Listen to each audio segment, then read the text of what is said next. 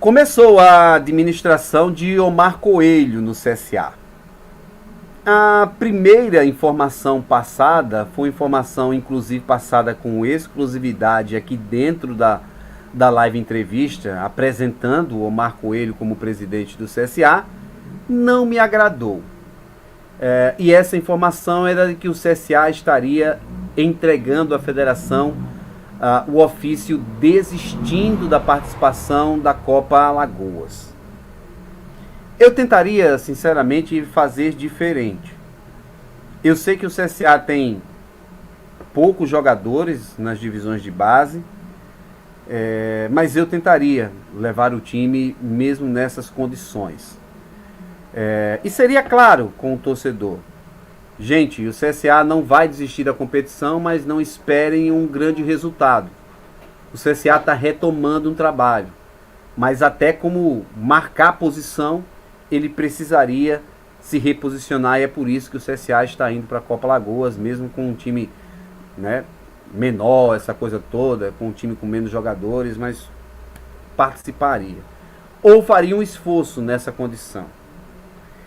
Entendo que para o Omar é difícil, pelo momento em que ele chega no CSA, pelo estrago da divisão de base estar parada, mas eu teria participação do CSA na Copa Alagoas, sim. Acho que a desistência é de um time como o CSA, que é o maior vencedor do futebol em Alagoas, e que não poderia desistir, no meu modo de ver. Respeito a decisão, compreendo o porquê dela e o que ela significa, mas acho que esse começo mostraria justamente a real intenção de que a base volte a ser um trabalho fortalecido no CSA. Então, por isso, pela discussão que houve em relação ao início de temporada, a esse processo eleitoral, acho que seria fundamental que o CSA, no dia 9, estivesse em campo jogando a Copa Alagoas.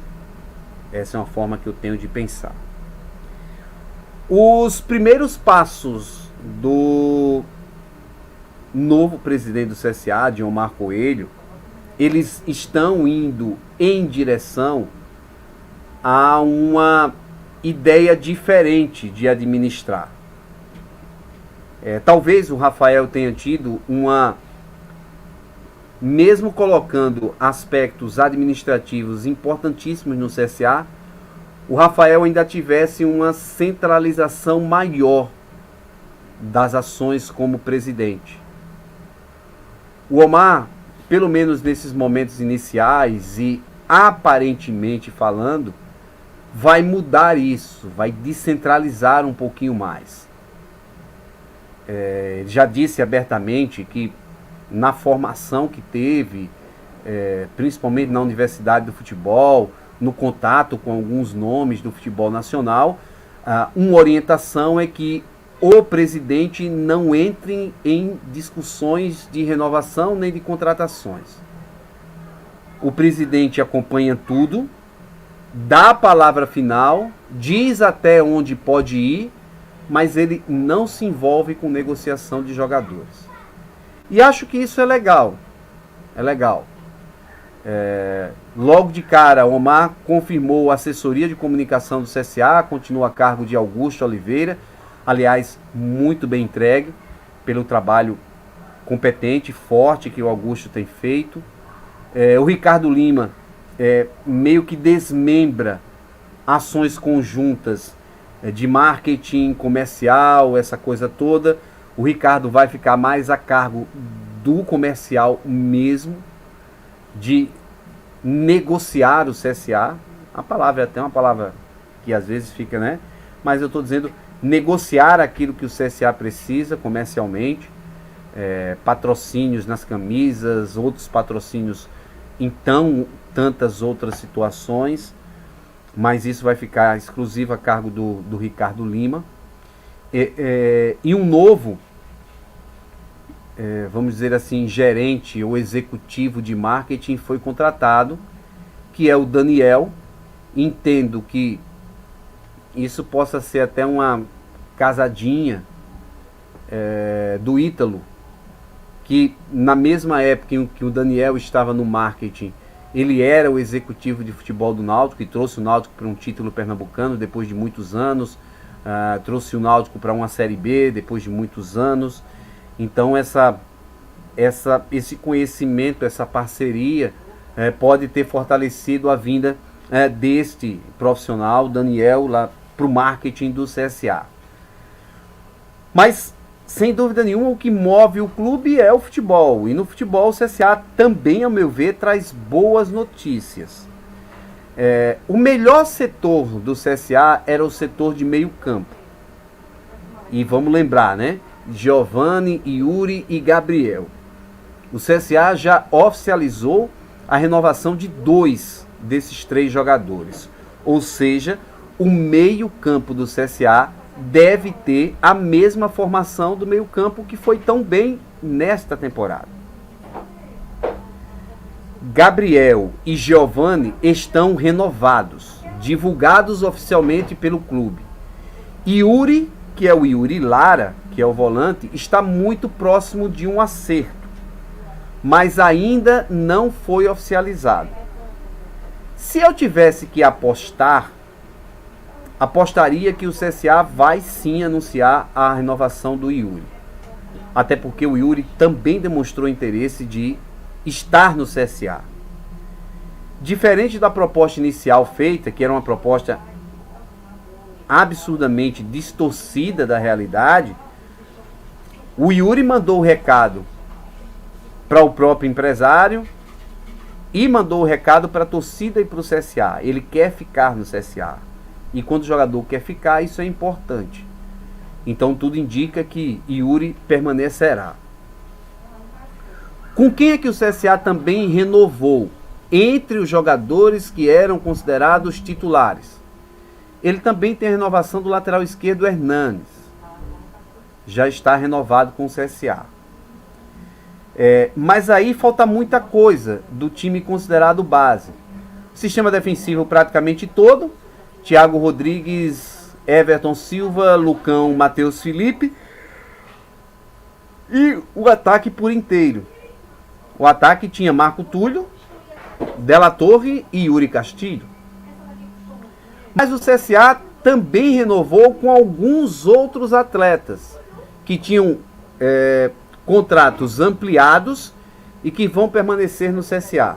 Didira, Ian Rolim, o jogador Gabriel Tonini, Giva Santos, são jogadores que devem e que vão permanecer no CSA. Então esse desenho do CSA também é um desenho interessante. Como é que estão as situações de renovações com os outros jogadores? Lucão, Matheus Felipe, que é uma outra situação, Everton Silva e os do ataque.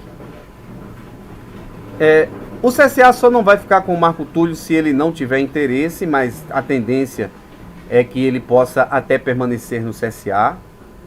Della Torre é muito difícil a situação. O Della Torre está muito valorizado no mercado. Tanto pode pintar ideias de transferência para o exterior, quanto para times da Série A do Campeonato Brasileiro. O Yuri Castilho também é uma renovação, uma permanência muito difícil por conta da valorização dele. Mas o Yuri Castilho era um jogador que tinha um valor salarial baixo no CSA. E o CSA meio que, para a gente brincar aqui com situações, meio que num jogo de pôquer, tá querendo quebrar a banca. Está querendo fazer uma proposta mais alta para ver se consegue segurar o Yuri Castilho. O Yuri também despertou interesses de clubes importantes no futebol brasileiro. A gente tem informações de clubes como o próprio Atlético Mineiro, o Atlético Goianiense, são equipes que teriam demonstrado interesse pelo jogador, ou pelo menos haviam monitorado o jogador, porque é um jogador muito jovem, jogador de 22 anos, que tem muito potencial. Então é aguardar e ver como é que isso vai ficar.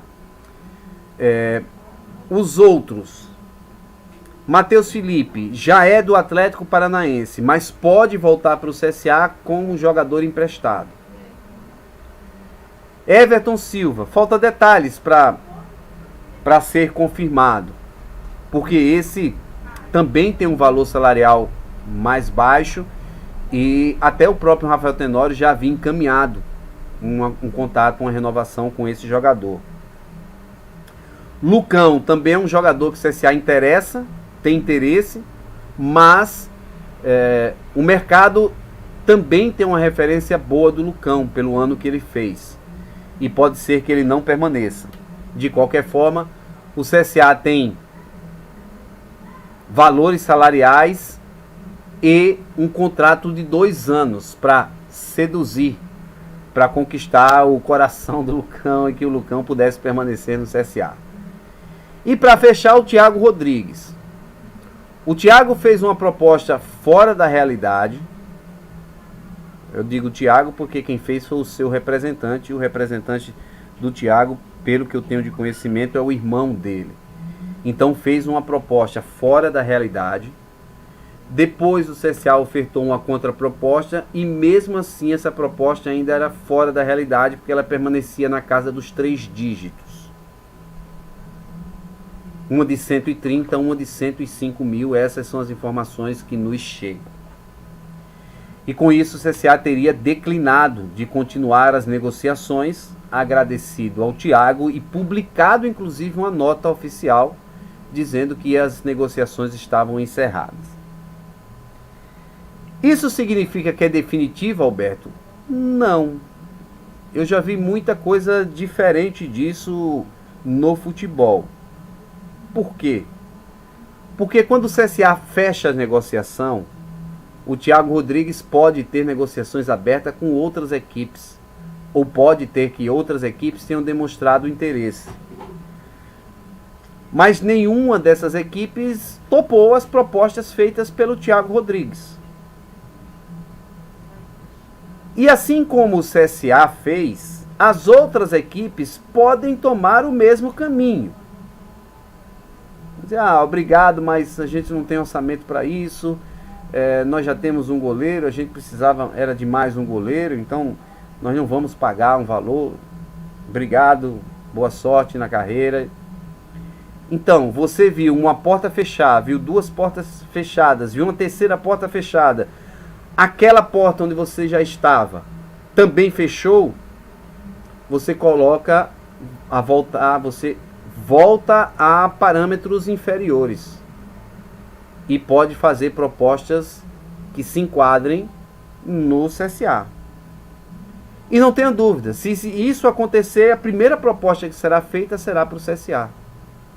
Por quê? Porque o Thiago Rodrigues sabe que aqui no CSA ele era o goleiro titular, ele tinha uma condição de estar recebendo em dia, rigorosamente em dia, ele já conhece o ambiente, ele já sabe onde está pisando. Então, essa é uma alternativa que pode acontecer com o Thiago Rodrigues, mesmo o CSA já tendo declarado que não vai continuar negociando.